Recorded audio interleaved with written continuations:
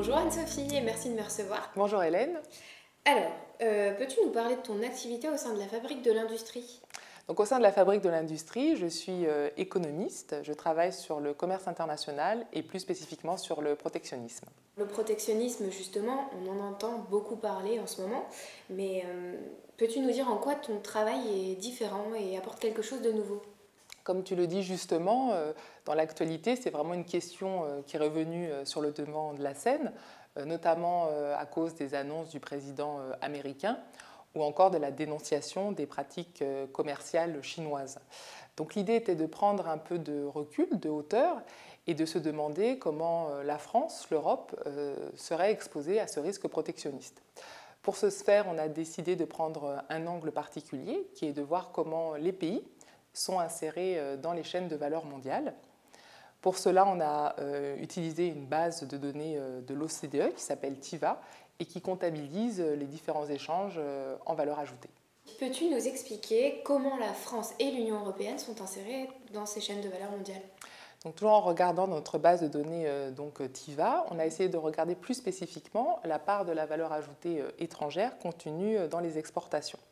En regardant cette part, on a pu voir que pour les États-Unis, cette part s'élève en 2015 à 9%, à 12% pour l'Union européenne et à 17% pour la Chine. Donc, selon notre hypothèse, l'Union européenne serait plus insérée dans les chaînes de valeur mondiale que les États-Unis, mais moins que la Chine. Donc, tu me diras, il y a ce phénomène classique pour la Chine de développement de son modèle économique, de sa croissance, donc c'est normal qu'elle monte en gamme et qu'elle prenne des parts de marché sur des segments de valeur plus importants. Donc ça, c'est d'une part. L'autre élément qui est assez intéressant dans notre étude, c'est de voir cette évolution sur 10 ans, puisqu'on voit que la part de la valeur ajoutée étrangère dans les exportations chinoises baisse d'à peu près 9 points sur cette période, qui monte bien évidemment la volonté de monter en gamme, avec notamment le plan en juin 2015 Made in China qui a été lancé pour faire de la Chine justement cette grande puissance industrielle d'ici 2049. Et puis de l'autre côté, cette volonté du capitalisme chinois de se recentrer sur son marché intérieur et d'être moins dépendant des pays étrangers. C'est vrai que la Chine s'est beaucoup développée ces derniers temps et elle ne se contente plus des activités, on va dire, d'assemblage. Donc, si je comprends bien, ça veut dire que en France, on consomme de plus en plus de valeur ajoutée chinoise dans nos produits du quotidien. Tout à fait, Hélène, c'est vraiment une observation tout à fait exacte. En raison de cette montée en gamme progressive de la Chine, dans nos produits quotidiens, les Français consomment de plus en plus de valeur ajoutée chinoise dans la demande finale manufacturière française. Donc on voit en effet qu'en France, cette part a augmenté de manière significative, toujours entre 2005 et 2015, à peu près de 3% à 7%. On voit des tendances analogues dans les autres pays européens.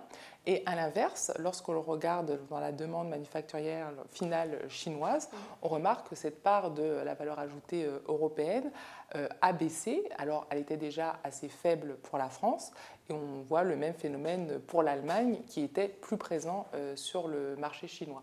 Mais ce qui est intéressant, c'est de voir toujours le comportement différent de la Chine qui se recentre sur son marché intérieur, qui privilégie sa part domestique dans sa demande et dans sa consommation, puisqu'on voit que cette part passe à peu près de 70 à 78% toujours sur la même période. Donc il y a une volonté de recentrage sur le marché domestique de la Chine. On constate que la Chine est de plus en plus autosuffisante. Mais alors, qu'en est-il des industries françaises? Donc justement, pour essayer de voir comment sont exposées ces industries françaises allemandes au risque protectionniste, on a essayé de regarder comment un produit, produit donc en France, en Allemagne, par combien d'étapes de production à l'étranger passe ce produit. Si ce nombre d'étapes est important, le pays, cette industrie serait assez exposée au risque protectionniste. Et on regarde que pour la France, l'Allemagne, les produits donc français, allemands passent par plus d'étapes de production à l'étranger que les produits américains ou chinois. Il faut en cela, dans ce résultat, le mitiger avec traditionnellement les produits métalliques qui ont plus d'étapes de production à l'étranger que dans les autres secteurs. Et l'autre élément qui ressort aussi de ces analyses, c'est toujours le comportement de la Chine qui se recentre sur son marché intérieur pour produire dans des filières stratégiques une production domestique. À propos de production, j'ai vu dans la note que tu abordais la notion de courbe du sourire. Est-ce que tu peux nous expliquer cette notion et pourquoi elle est controversée aujourd'hui? Donc cette courbe du sourire, c'est vrai, un terme qu'on peut retenir, et donc il y avait un petit peu pour objectif de retracer les chaînes de valeur mondiale. C'est en fait Stanchi, qui est l'ancien président d'Acer, qui avait essayé de regarder où était localisée la production, et donc il avait comme ça esquissé une courbe en disant, voilà, en amont, en aval, c'est là où est créée la valeur, et puis à l'étape plus de fabrication, il y a moins de valeur. Donc du coup, il faudrait délocaliser ces activités qui créent moins de valeur ajoutée dans des pays à plus faible coût de main-d'œuvre. Et c'est vrai que cette théorie a souvent été reprise, appliquée par des États, par des entreprises. Donc notre idée, ça a été là aussi de regarder qu'est-ce qu'il y a derrière et comment ça se passe, par exemple, en France. Donc on a regardé en France la valeur créée par travailleur, et là, en effet, on retrouve cette fameuse courbe du sourire, donc avec plus de valeur créée en amont et en aval. Par contre, quand on regarde la valeur globale, on voit qu'aujourd'hui en France, elle est davantage créée à l'étape de la fabrication.